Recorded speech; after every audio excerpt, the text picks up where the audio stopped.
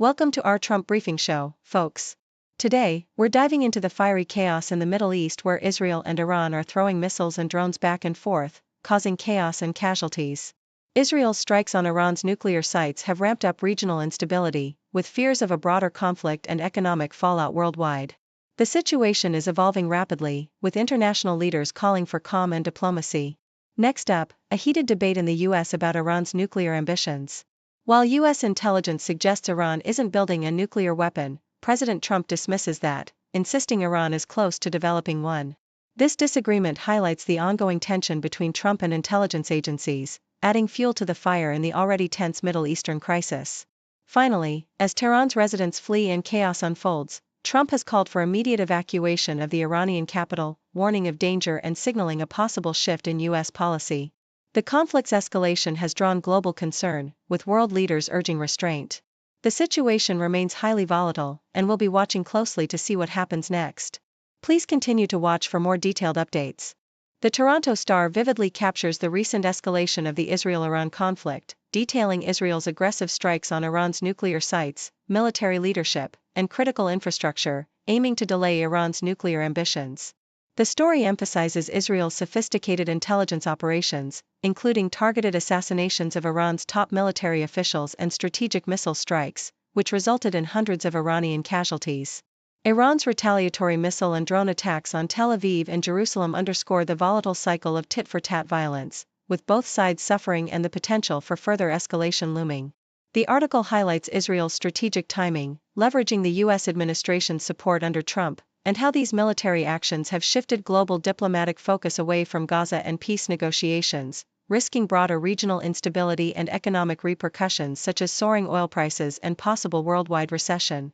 The Toronto Star also explores the conflicting views within the U.S. government, spotlighting President Trump's outright dismissal of U.S. intelligence assessments that Iran is not actively pursuing nuclear weapons. Despite briefings from top spy agencies indicating Iran's nuclear program remains dormant, though enriched uranium stocks are at their highest, Trump publicly asserts Iran is very close to nuclear capability, aligning himself with Israeli Prime Minister Netanyahu's alarmist stance.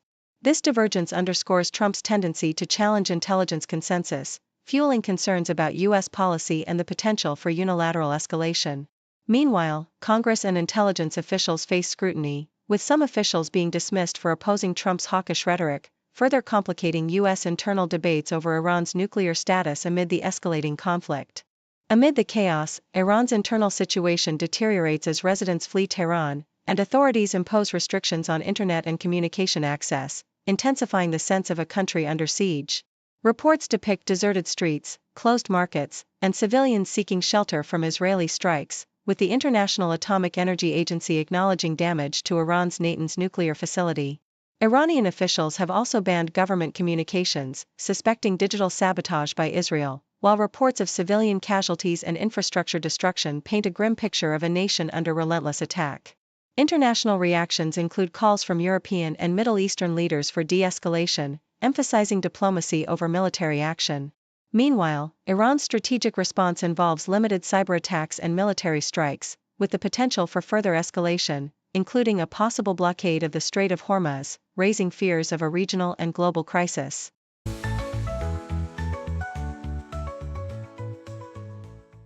The Toronto Star reports that Israel has claimed to have killed a top Iranian general amid escalating hostilities with Iran, as Israel continues its extensive air campaign targeting Iran's military and nuclear infrastructure, resulting in over 224 Iranian casualties. Tehran residents are fleeing en masse, with the UN revealing that Israeli strikes at Natanz have damaged underground enrichment facilities, raising fears of a significant setback to Iran's nuclear ambitions. Iran retaliates fiercely, launching hundreds of missiles and drones into Israel, causing 24 deaths. Israel's military asserts it is systematically targeting Iran's leadership, including a newly appointed senior commander, General Ali Shadmani, whose death has yet to be confirmed by Iran. Meanwhile, Iran's defenses intercept most incoming missiles, and airstrikes around Isfahan and Tehran cause widespread explosions, prompting Israeli calls for residents to evacuate Tehran, an appeal echoed by President Trump on social media, urging the city's evacuation for safety.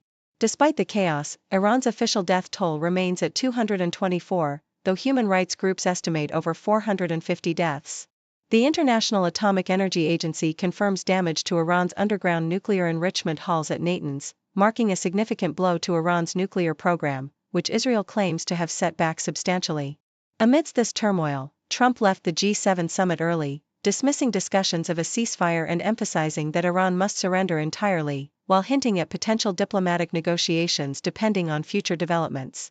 The New York Times shares the inspiring story of Eliana Pinckney, the daughter of Clementa Pinckney, a victim of the Charleston church shooting. Eliana, who recently graduated from Temple University, reflects on her father's legacy and her journey of resilience. She recalls the profound impact of President Obama's eulogy and the difficult yet powerful act of forgiveness demonstrated by her family and other victims' relatives during Dylann Roof's bond hearing. Now a professional actress, Eliana uses her art and social justice mindset to honor her father's memory, emphasizing the importance of growth, forgiveness, and hope in healing from tragedy. Deutsche Welle reports on North Korea's ongoing nuclear ambitions, highlighting the construction of a new facility at Yongbyon that resembles a uranium enrichment plant. The IAEA monitors this development, raising concerns about undeclared enrichment activities that violate UN resolutions. Analysts suggest that Kim Jong-un perceives nuclear weapons as essential for regime survival, viewing them both as an insurance policy and a strategic tool to threaten the US and South Korea. Satellite images and studies indicate North Korea's expanding nuclear stockpile, with estimates of up to 50 warheads and the capacity to produce more, fueling regional instability and fears of proliferation, especially given North Korea's alliances with Russia and China. Yahoo US details the landmark $7.4 billion opioid settlement involving Purdue Pharma and the Sackler family, aiming to address the opioid crisis. With 55 attorneys general signing on, the settlement will dissolve Sackler's control over Purdue and restrict the family from selling opioids in the U.S. The funds, distributed over 15 years, are intended to compensate victims and combat opioid addiction, with significant amounts allocated to states like California, New York, and New Jersey. Purdue's bankruptcy and oversight arrangements mark a significant step in holding the pharmaceutical industry accountable, although the legal and moral repercussions of the epidemic continue to resonate across communities nationwide.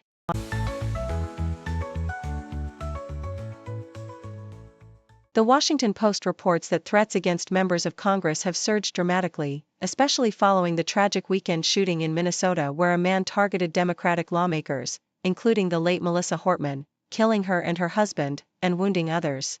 This violent incident has intensified fears about lawmakers' safety, revealing a stark reality. Credible threats have more than doubled in the past decade, with 9,474 concerning statements investigated last year, the highest since 2021, highlighting a troubling era marked by violent attacks, close calls, and ongoing security concerns.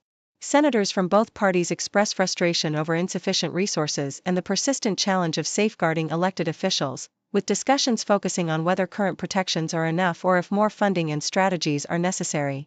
The incident has also sparked internal tensions, exemplified by a confrontation between Senator Tina Smith and Republican Mike Lee over inflammatory social media posts, illustrating how partisan divides complicate efforts to address violence.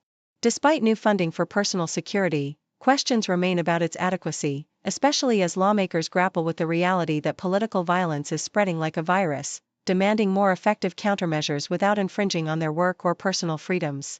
In a compelling call for clarity and principled diplomacy, Manitoba Premier Wab Kinew emphasizes the urgent need for Canada to develop a clear strategy for engaging with China, one that balances economic interests with unwavering respect for human rights and democratic values.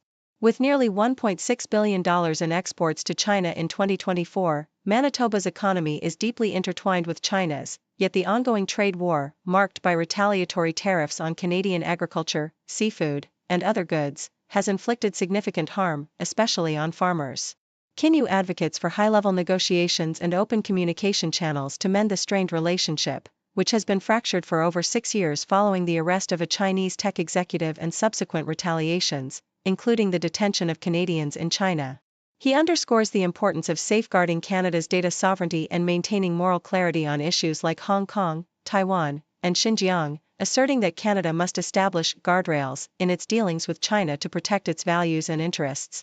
Reflecting on Canada's broader geopolitical stance, Kinew calls for a nuanced, diversified Indo-Pacific strategy that moves beyond reliance on the U.S., emphasizing the importance of engaging with regional allies like India and ensuring that trade and infrastructure decisions, such as BC Ferry's controversial purchase of ships from a Chinese state-owned yard, are aligned with Canadian interests and democratic principles.